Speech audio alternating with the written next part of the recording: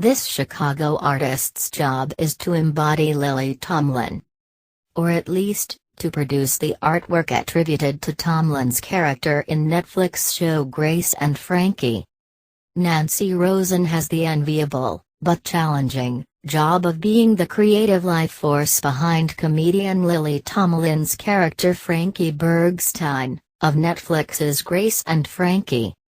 The Lincolnwood resident, who works out of a West Rogers Park studio, creates the visceral, colorful artwork featured throughout the series, perhaps most memorably in the art show episode, just released in Season 3.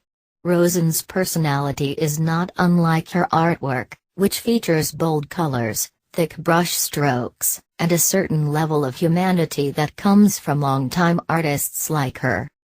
It's an aesthetic that the show's creators chose to embody Frankie's character, a hippie art teacher whose life is thrown into turmoil when her husband announces he is gay and intends to marry his lover, the husband of Jane Fonda's character, Grace. We sat down with Rosen last week, before the third season premiered, to discuss how she was chosen for the gig and how creating art for a fictional character is more creatively challenging and rewarding than one might expect. How did Netflix get in touch with you? One of my oldest and dearest friends, and how I know my husband, is Robbie Tolan, and she is the executive producer of the show. When they were looking for Frankie's art, everyone from the show threw their friend's art in the pile, and she threw my art in the pile. And then she called me. I've made art my whole life and then all of a sudden this comes up. And so it's like morphed now.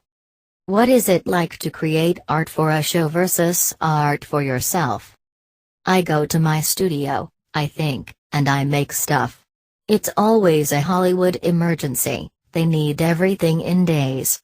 When Season 2 was done, they called and said Frankie was going to have a one-woman show, so that means